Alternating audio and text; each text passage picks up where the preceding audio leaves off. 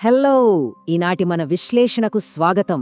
దాదాపు 2 దశాబ్దాల పాటు ఎవరికీ అంతు చిక్కని ఒక మిస్టరీ, అది మన ఆధునిక ఆర్టిఫిషియల్ ఇంటెలిజెన్స్ అంటే ఏఐ ఎలా ఛేదించిందో ఈరోజు మనం వివరంగా తెలుసుకోబోతున్నాం. ఇది మామూలు కేసు కాదండోయ్, నిజంగా ఒక ఉత్కంఠభరితమైన కేసు. సరే, ఇక ఏమాత్రం ఆలస్యం చేయకుండా నేరుగా ఈ కేసు వివరాల్లోకి వెళ్ళిపోదాం. అసలు 19 ఏళ్ల నాటి ఒక పాత కేసులో ఎంతోమంది పోలీసులు, చివరకు సీబీఐ లాంటి పెద్ద పెద్ద దర్యాప్తు సంస్థలు కూడా పట్టుకోలేకపోయిన హంతకులను ఏఐ ఎలా పట్టుకోగలిగింది? వినడానికే చాలా ఆసక్తికరంగా ఉంది కదూ! ఈ కేసులో అసలు మనుషులు ఎక్కడ విఫలమయ్యారు, సరిగ్గా అక్కడే టెక్నాలజీ ఎలా సక్సెస్ అయిందో ఇప్పుడు మనం క్రమపద్ధతిలో విశ్లేషిద్దాం. మొదటి భాగం 2006 కేరళ హత్యలు. ఈ కేసును అర్థం చేసుకోవాలంటే మనం నేరుగా 2006వ సంవత్సరం తొలినాళ్లలోకి వెళ్ళాలి. కేరళలోని కొల్లం జిల్లా అంజల్ అనే ఒక చిన్న గ్రామంలో ఒక అత్యంత విషాదకరమైన సంఘటన జరిగింది. జనవరి 24, 2006 రంజిని అనే మహిళకు 2 పండంటి కవలపిల్లలు పుట్టారు. ఇల్లంతా ఒకటే సంతోషం. కాని ఆ సంతోషం ఎంతో కాలం నిలవలేదు. ఫిబ్రవరి 10వ తేదీన, అంటే సరిగ్గా కేవలం 17 రోజుల తర్వాత, రంజని వాళ్ల అమ్మ శాంత ఆ పసిపిల్లల బర్త్ సర్టిఫికెట్ల కోసం వీఆర్ఓ ఆఫీస్కు వెళ్లిన సమయంలో ఒక దారుణం జరిగిపోయింది. తెలిసిన ఆవిడ ఒకరింటికి వెళ్లి చూసేసరికి రంజని రక్తపు మడుగులో పడి ఉంది. ఆ పసిబిడ్డల తలలు దారుణంగా నరికివేయబడ్డాయి. ఒకసారి ఊహించుకోండి, ఆ కుటుంబం పొందిన ఆనందం అలా 2 వారాల్లోనే ఆవిరైపోయింది. రెండవ భాగం, ఆ మిస్టరీ వ్యక్తి అనిల్ కుమార్. ఇక్కడ గమనించాల్సిన విషయమేంటంటే, హత్య జరిగినప్పుడు చుట్టుపక్కల ఎవ్వరికీ ఎలాంటి అరుపులు వినిపించలేదు. అంటే ఖచ్చితంగా లోపలికొచ్చిన వ్యక్తి రంజనికి బాగా తెలిసినవాడయ్యుండాలని పోలీసులకు వెంటనే ఒక అనుమానమొచ్చింది. ఆ సమయంలో సుమారు 25 ఏళ్ల వయసున్న, సన్నగా పొడవుగా ఉన్న ఒక యువకుడు బైక్ మీద ఆ ఇంట్లోకి వెళ్లడాన్ని కొందరు చూశారు. ఆ వ్యక్తి పేరే అనిల్ కుమార్ అని రంజని తల్లి శాంత పోలీసులకు చెప్పింది. అతను ఎంత పక్కాగా పథకం పన్నాడో తెలిస్తే మీరు నిజంగా ఆశ్చర్యపోతారు. రంజనికి డెలివరీ అయిన రోజే హాస్పిటల్లో అతను శాంతకు పరిచయమయ్యాడు. తనకు అమ్మానాన్నలు లేరని, తన భార్య కూడా గర్భవతి అని నమ్మించాడు. గర్భిణీలు ఎలాంటి జాగ్రత్తలు తీసుకోవాలో అమాయకంగా అడిగి తెలుసుకున్నాడు. వాళ్లతో పాటే క్యాంటీన్లో భోజనం చేశాడు. చివరికి వాళ్లు ఇంటికి వెళ్లడానికి ఆటో కూడా మాట్లాడిపెట్టాడు. చూశారుగా ఎంతలా నమ్మకం సంపాదించుకున్నాడో. అయితే ఇంతకీ ఈ అనిల్ కుమార్ ఎవరు అనేది ఒక పెద్ద మిస్టరీగా మారింది. అతను ఆ ఏరియాలో ఉన్న ఒక టీ కొట్టు దగ్గర తరచుగా కనిపించేవాడు. ఒకరోజు స్థానికంగా ఉన్న ఒక ఏటీఎం నుంచి అతను డబ్బులు డ్రా చేస్తుండగా ఒక వ్యక్తి గమనించి పోలీసులకు సమాచారమిచ్చాడు. ఇక ఆ ఏటీఎం లావాదేవీల ఆధారంగా పోలీసులు ఆరా తీస్తే ఒక దిగ్భ్రాంతికరమైన నిజం బయటపడింది. ఏంటంటే, అందరూ అనుకుంటున్న ఆ అనిల్ కుమార్ అసలు పేరు అది కాదు, రాజేష్. అతను కన్నూరు ప్రాంతానికి చెందినవాడు. వెంటనే రాజేష్ కోసం పోలీసులు కన్నూరులోని వాళ్ళింటికి వెళ్లారు. కాని అతనక్కడ లేడు. వాళ్ల తల్లిదండ్రులను విచారిస్తే అతను పంజాబ్లోని పఠాన్కోట్ ఆర్మీ క్యాంపులో పనిచేస్తున్నాడని తెలిసింది. ఇక్కడే కథలో ఒక ఊహించని మలుపు చోటు చేసుకుంది. ఎందుకంటే చనిపోయిన రంజని భర్త అయిన దివిల్ కుమార్ పనిచేస్తున్నది కూడా సరిగ్గా ఇదే పఠాన్కోట్ ఆర్మీ క్యాంపులోనే. ఇక ఈ కనెక్షన్ పోలీసులను ఒక కొత్త కోణం వైపు నడిపించింది. మూడవ భాగం, భర్త్ చీకటి కోణం. ఈ పఠాన్కోట్ కనెక్షన్ ఎప్పుడైతే బయటపడిందో, రంజని భర్త దివిల్ కుమార్ పాత్రపై బలమైన అనుమానాలు మొదలయ్యాయి. ఆర్మీ అధికారులను అడిగితే దివిల్ కుమార్ కూడా 2 రోజుల పాటు డ్యూటీకి రాలేదని తెలిసింది.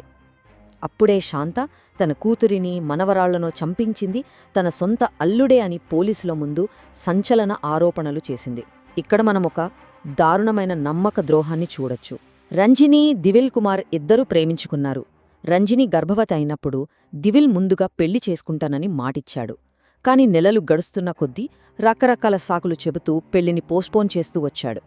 తీరా రంజనికి 4వ నెల రాగానే ఆ గర్భానికి తాను కారణం కాదని, పెళ్లి చేసుకునే ప్రసక్తే లేదని చాలా నిర్మోహమాటంగా తేల్చి చెప్పేశాడు.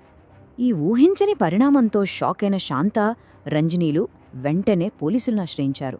పోలీసులు దివిల్కి ఫోన్ చేసి గట్టిగా వార్నింగ్ ఇచ్చారు. నిన్ను అరెస్ట్ చేస్తాం, డిఎన్ఏ టెస్ట్ చేస్తే అసలు నిజం బయటపడుతుంది అని తేల్చి చెప్పారు. ఇక ఆ డిఎన్ఏ పరీక్షల మాట వినగానే భయపడిపోయిన దివిల్ వెంటనే తన తప్పు ఒప్పుకుని క్షమాపణలు కోరాడు. 2 నెలల్లో వచ్చి పెళ్లి చేసుకుంటానని వాళ్లను నమ్మించాడు. కాని అది కేవలం అప్పటికప్పుడు అరెస్ట్ నుండి తప్పించుకోవడానికి ఆడిన నాటకం మాత్రమే అని ఆ తర్వాత రుజువైంది. DNA టెస్ట్ చేస్తే తన బండారం ఎక్కడ బయటపడుతుందో అని దివిల్ ప్రాణభయంతో వణికిపోయాడు. ఎలాగైనా ఆమెను అడ్డు తొలగించుకోవాలని డిసైడ్ అయ్యాడు. అందుకోసం తన స్నేహితుడైన రాజేష్కు డబ్బు ఆశ చూపాడు. ఒక నెల సెలవు మీద వచ్చిన రాజేష్ అంజల్ గ్రామంలో రంజని కదలికలను ప్రతిరోజూ గమనిస్తూ వచ్చాడు. సరిగ్గా శాంత ఇంటి నుండి బయటకు వెళ్లిన ఆ కాస్త సమయాన్ని ఆసరాగా చేసుకుని ఇంట్లోకి దూరి ఈ ఘోరానికి ఒడిగట్టాడు. ఆ వెంటనే దివిల్కు ఫోన్ చేసి ఇద్దరూ కలిసి కర్ణాటకకు పారిపోయారు. 4వ భాగం 19 ఏళ్ల నిరాశ. ఇక రాష్ట్ర పోలీసుల వల్లే ఇది తేలేలా లేదని ఈ కేసును ఏకంగా CBIకి అప్పగించారు. గుజరాత్, మహారాష్ట్ర, ఆంధ్రప్రదేశ్, కర్ణాటక ఇలా దేశంలోని ఎన్నో రాష్ట్రాల్లో CBI బృందాలు ముమ్మరంగా గాలింపు చర్యలు చేపట్టాయి. ఎవరో ఒకరు సమాచారం ఇవ్వడం, CBI అక్కడికి పరుగులు తీయడం, తీరా చూస్తే వాళ్లు దొరకకపోవడం, ఇలా ఎప్పుడూ ఖాళీ చేతులతో వెనక్కి రావడం ఒక రొటీన్ అయిపోయింది. ఆ నిందితులు ఎప్పటికప్పుడు తమ మకాం మారుస్తూ, అనుమానం రాకముందే అక్కడి నుండి ఉడాయిస్తూ అధికారులకు అక్షరాల కంటిమీద కునుకు లేకుండా చేశారు. వాళ్లు దేశం దాటి పారిపోకుండా ఉండేందుకు CBI అధికారులు వారిపై లుకౌట్ నోటీసులు కూడా జారీ చేశారు. లుకౌట్ నోటీస్ అంటే ఏంటంటే, విమానాశ్రయాలు, ఓడరేవులు, భూమార్గాల ద్వారా నిందితులు దేశం విడిచి వెళ్లకుండా అడ్డుకోవడానికి జారీ చేసే ఒక కఠినమైన సర్క్యులర్. దీనర్థమేంటంటే, ఆ హంతకులిద్దరూ ఖచ్చితంగా దేశం విడిచి వెళ్లలేదని, భారతదేశంలోనే ఎక్కడో ఒకచోట తలదాచుకున్నారని దర్యాప్తు సంస్థలు ఒక నిర్ధారణకొచ్చాయి. 19. అవును, 19 ఏళ్లు. ఈ సంఖ్యను ఒకసారి పరిశీలిస్తే దీని వెనుకున్న నిరీక్షణ, ఆ వేదన అంతా ఇంతా కాదు. ఒకవైపు వయస్సు పైబడుతున్న ఆ బామ్మ శాంత మాత్రం న్యాయం కోసం ఏళ్ల తరబడి కోట్ల చుట్టూ తిరుగుతూనే ఉంది. ఇంకోవైపు ఆ హంతకులు మాత్రం తాము ఏమీ ఎరగని వారిలా ఎక్కడో ప్రశాంతంగా, చాలా సాధారణంగా జీవితం గడుపుతున్నారు. ఇంతటి సుదీర్ఘ నిరీక్షణకు అసలు ఎలా తెరపడిందో మనం తదుపరి భాగంలో చూద్దాం. 5వ భాగం AI ఛేదించిన మిస్టరీ. ఇక ఎప్పటికీ ఈ కేసు పరిష్కారం కాదేమో అనుకుంటున్న తరుణంలో 2025వ సంవత్సరంలో టెక్నాలజీ రూపంలో ఒక పెద్ద అద్భుతమే జరిగింది.